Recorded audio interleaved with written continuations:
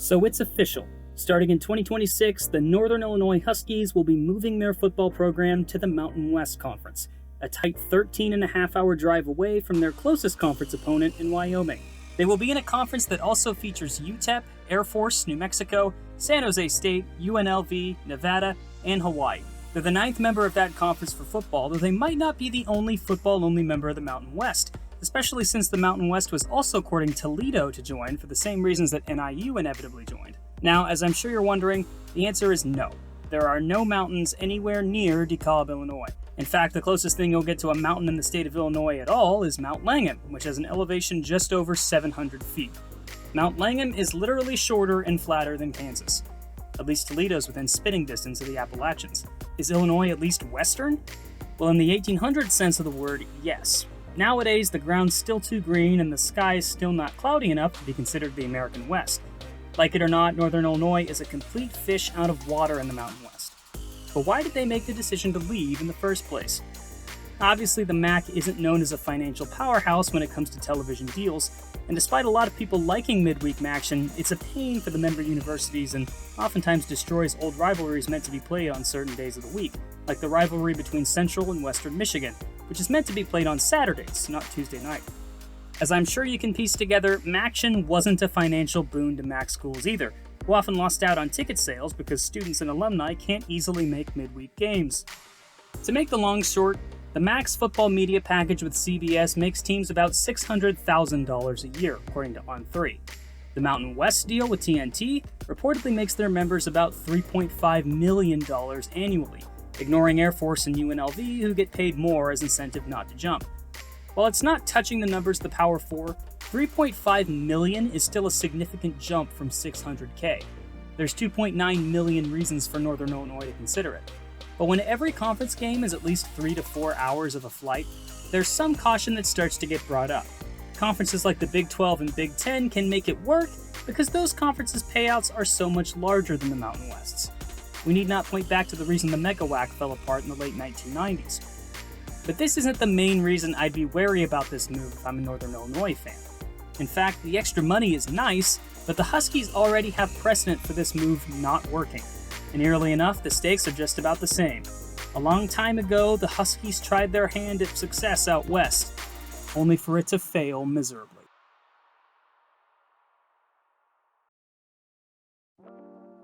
The year is 1984. Northern Illinois has just finished a 4-6-1 season in their first and only year under head coach Lee Corso, and was about to enter its 10th year as an FBS school and member of the MAC. Despite being the westernmost member of the Ohio-based conference, Northern Illinois was a clear cultural fit for the MAC. They began a burgeoning rivalry with Indiana-based Ball State that would become one of the pillars of the conference's football schedule. But trouble was brewing. The NCAA was considering dropping the MAC as a 1A conference due to poor attendance. The MAC's proposed solution was to kick Eastern Michigan, the worst team, out of the conference and move forward as a 9-team conference. Desperate not to lose their feeble position as a 1A school, Northern Illinois quickly filled their schedule with 3 Big Ten teams and only 8 slots for a conference slate. The Big Ten games would increase eyes on their program and hopefully keep them above attendance requirements. Only the NCAA reversed course quickly afterward, allowing the MAC to stay at the 1A level despite the low attendance, and making it so that Eastern Michigan didn't have to be kicked out. But NIU, who acted proactively, was now square out of luck with an 8-game conference schedule when they should have had a 9-game conference schedule. After a fiasco with Kent State and UTEP, MAC Commissioner Jim Lessig saved the day, but rubbed salt in the wound by telling the Chicago Tribune, "I told them they'd have to show up for every conference game from now on. If we hadn't come up with a solution for Kent State, I'd have been forced to take drastic action." Northern jumped the gun on scheduling. Regardless of how true it was, the Husky brass felt scorned. What didn't help matters was that, at the time, Northern Illinois was far away from each of the other members of the MAC geographically, and was a roughly 3-hour drive away from their nearest conference opponent in Western Michigan. And so they made the decision to go independent for the 1985 season, dropping out of the MAC entirely. It was widely maligned by just about everyone in the MAC, who had hoped for the Chicago market in NIU's backyard to develop, regardless of how the Huskies had underperformed in conference. The Huskies even fired head basketball coach John McDougal, who wasn't happy with the move, so they could silence on-campus protest. Oh yeah, by the time NIU joined and then left, They'd only had 2 seasons above 500 and been to 1 bowl game. On the football field, the Huskies were independents from 1986 to 1992. They were instantly lost adrift in a sea of 24 independent teams, and they were clearly at the bottom of that pile. In 1986, the Huskies went 2-9, with the only independent team doing worse being Memphis State at 1-10. For reference, this was also the last year of Wichita State's football program, and the Shockers went 3-8. Northern Illinois was worse at football than a team that was literally dead. It didn't get better as the years went on. In 1987, the Huskies went 5-1, good enough for the top half of the independent slate and better than teams like West Virginia, Boston College, and Louisville. But their schedule consisted of 3 future FCS teams, 5 MAC schools, a team that wouldn't exist 5 years later, and just 1 Power 5 team in Northwestern. They'd go 7-4 with a similar schedule the following year before their best year as an independent in 1989, where they would go 9-2. But on second glance, their schedule isn't as strong as it seems. Their first game was a win against a Cal State Fullerton team that would cease to exist after the 1992 season. After a loss to Nebraska, they'd pick up a win against a Power Conference school. Except that Power Conference school was K-State in their first year under Bill Snyder, a program that was so comically bad they were considering deleting it altogether just to save face. K-State before Snyder was the worst college football program in history. Not an achievement to win that game at all. After K-State, the Huskies took on 1AA Western Illinois, then 1AA Southern Illinois, and then 1A independent Louisiana Tech, a game in which they lost. La Tech would finish the year 5-4-1. They'd pick up a win against another bottom feeder in UNLV the following week, followed by Temple, Southwestern Louisiana, and Toledo, before finishing the year with a convincing win over 9-1 Cincinnati. All of that wasn't good enough for a bowl, because independents had no bowl tie-ins and bowls could ignore them if they wanted to. It was all downhill from there. NIU went back to 6-5 in 1990, followed by 2-9 in 1991 and 5-6 in 1992. It was clear by then that being independent was not helping them make their case for a bigger conference, rumored to be the Big 8, at all. Their proximity to Chicago wasn't as much of a draw as their poor attendance and record was in the opposite direction. In fact, it was destroying any semblance of desirability they had. They had to join a conference, any conference, and fast. But a return to the MAC was out of the question. So they joined the 1A conference desperate enough to take them, the Big West. At the time, the Big West was in a weird spot. They'd been choked out almost entirely of the Western college sports market by the WAC. In terms of football membership, the California-based league had only 7 members in 1992. Nevada, San Jose State, Utah State, New Mexico State, UNLV, Pacific, and Cal State Fullerton. But with the Titans dissolving their football program for 1993, the Big West was in desperate need of finding schools to keep their conference afloat.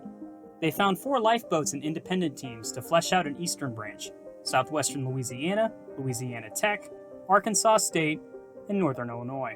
Despite not being as weird of a move geography-wise as the modern-day move to the Mountain West is, Northern Illinois was way out of the way for the rest of the conference.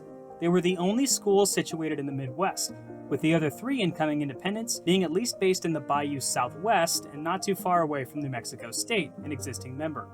The Huskies' 1993 conference slate had them travel to Nevada, New Mexico State, and Louisiana Tech. They lost 2 out of 3. They also played 4 Power 5 teams, Iowa State and Indiana to start the year, and Iowa and Ole Miss to end it. They had 4 total home games the entire year, finishing at 4-7. The next year, they went 4-7 again, 3-3 in conference, while the rest of their programs joined the Horizon League until 1997. They'd go 3-8 in 1995, and by then the damage done to the program was almost insurmountable. Their contract with the Big West forced them to stay in the conference until the 1996 season, but they decided to go back to independence that year. They'd go 1-10 in 1996 before rejoining the MAC in 1997, just in time to go 0-11. Their first big game back, a 7-47 shellacking in their home stadium by none other than K-State, who had gone in the complete opposite direction as Northern Illinois in, ironically, the expanded Big 8, now the Big 12. Since then, NIU rapidly became one of the best teams in the conference, and while they've cooled off significantly since the turn of the 2020s, that definitely hasn't rid them of their big moments. Now, the circumstances here are almost completely different, but there's a lesson to be learned here from Northern Illinois' journey to the West. During their time in the Big West from 1993 to 1995, the Huskies went 9-9 in conference. But that record ignores the fact that they went 4-6 on the road in that conference, with most of their losses coming to teams further than those central three. They set out in search of something greater and only found the bottom in response. Now that certainly is up for debate in this new conference, given that the remaining Mountain West football programs are certainly lower on the list of success. The best Mountain West team last season that isn't moving to the new Pac-12 is UNLV, who finished at 11-3 and was the runner-up in that conference. After that, though, 7-6 San Jose State, 5-7 Air Force, and 5-7 Hawaii. It's not a very good football league. But if Toledo manages to do the same thing and leave the MAC for the Mountain West, the power of the league could shift to the East.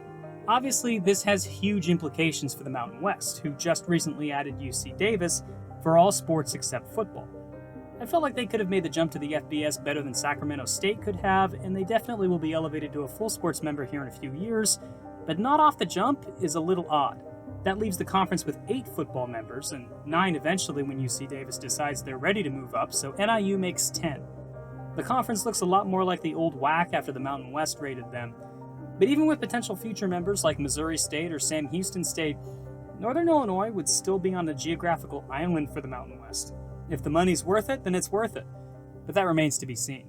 It also has some implications for the MAC. UMass isn't exactly the greatest replacement for NIU, but even if they have similarly bad stadiums, the MAC isn't exactly expansionist. The UMass move was a complete surprise, especially considering the decision not to add Western Kentucky and Middle Tennessee just a few years ago. If they want to get back into Illinois, who do they add? They're looking at solely FCS programs.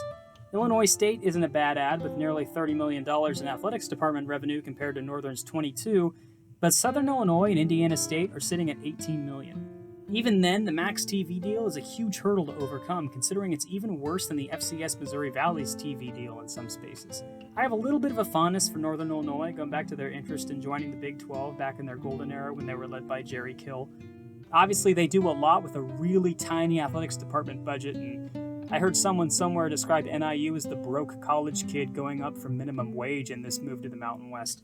I thought they obviously weren't the best expansion choice, but wondered how they would have fared on a Power 5 budget and if they could have ever expanded their high school stadium into something fitting of a Power 5 university. But here's where I kick it to you guys. Obviously, this move was an economic boost, but will it be a good move in the long term for the NIU football program? Will games in San Jose and Hawaii be enough to outweigh games in Muncie and Akron? What do you guys think? Let me know in the comments below. Be kind to each other, have a great night, I'll see you next time.